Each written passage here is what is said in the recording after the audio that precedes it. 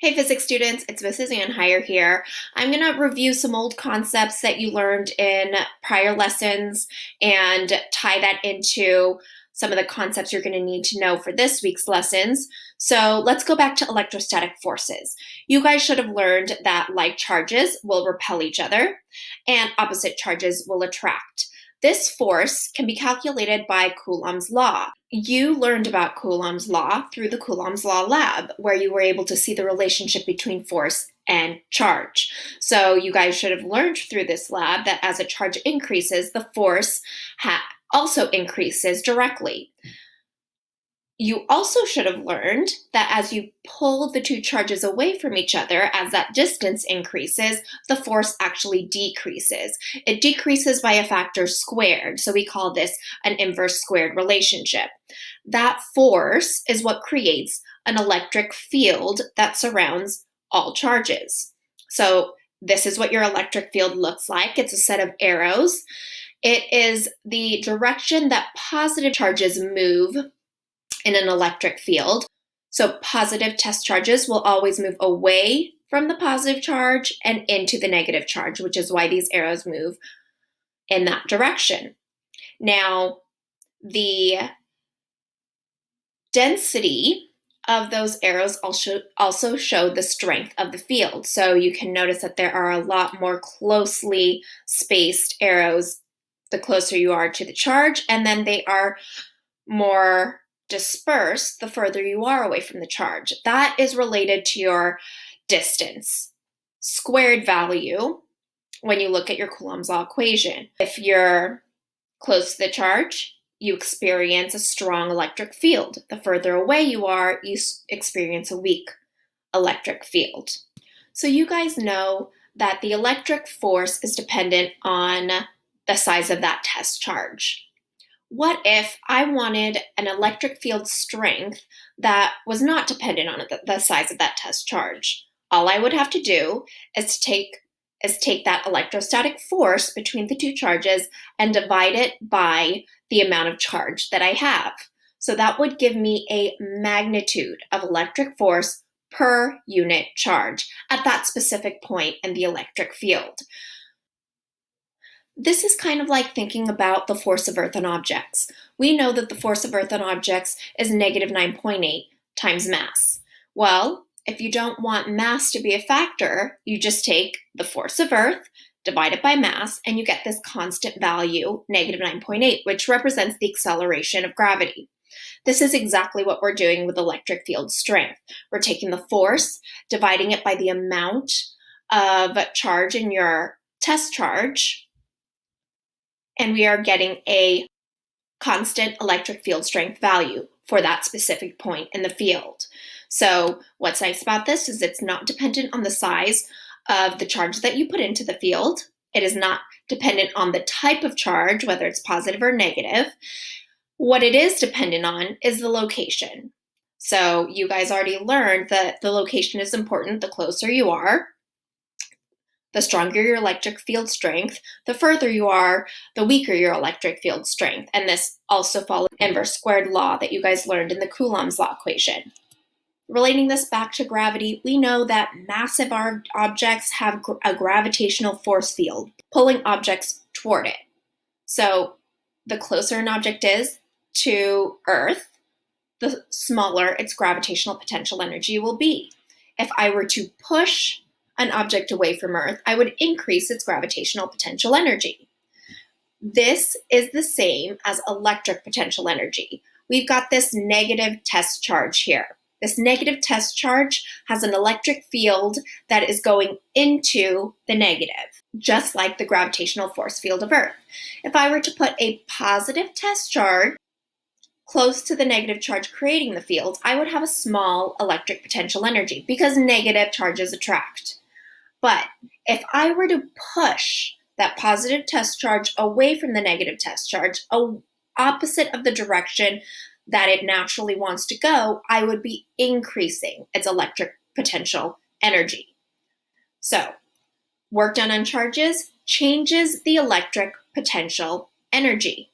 There are two types of work that can be done. One is work done by the electric field, which moves charges from high electric potential energy to low electric potential energy, which is the natural movement of charges. This would decrease your electric energy. If we were to move that charge against the natural direction that it wants to move in, from low electric potential energy to high electric potential energy, we would then increase the electric potential energy, which would require work from an outside source. So here are some examples. Opposite charges attract. So the further away a charge is, the higher your potential energy. I label potential energy as V. We're going to talk about why we use that variable later on in the lesson.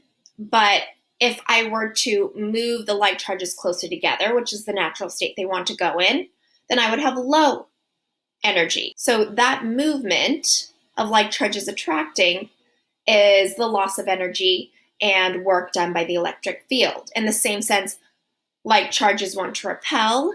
If they're closer together, you've got a high potential energy. And then as they move apart, you decrease to a low potential energy, or you're losing energy at that point. So your electric potential difference is represented by V. The reason why we use V is because another word for it is voltage, and it is measured in volts, also represented by V. The equation, which you don't have to memorize, is electric potential energy multiplied by D. It is the difference in the electric potential energy from one location to another location when you are in an electric field. This is per coulomb, meaning that the size of your charge should not make a difference in this equation. You can also measure potential difference as work done per unit charge.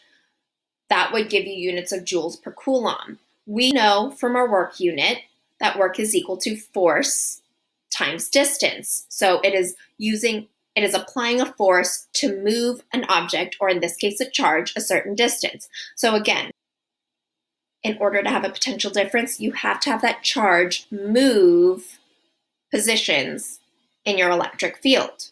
So your potential difference between two charged objects allows the transfer of energy, which we will learn is our electricity. So this brings us to electric currents. When you think of the term current, the first thing that might pop into your mind is the current of water flowing down a river. In the same sense, you can think of electric current as charges flowing through a circuit. So your electric current is the number of electrons over time. It is the rate in which charged particles flow. And generally we refer to this flow as the flow of electrons rather than protons. Your electric current is represented by the symbol capital I, and it is measured in amperes, or amps, which is represented by the capital letter A. So this brings us to circuits. Circuits are a closed loop in which electrons can flow. Here's an example of a circuit. So we've got this closed loop here, and the electrons will not flow through this circuit unless we have a conductor. So this wire is our conductor, and it is connecting the negative terminal to the positive terminal, which are the two sides of our voltage source. So remember what we learned about conductors. Conductors allow electrons to move through it. So we would have to have some sort of conductor, such as a wire.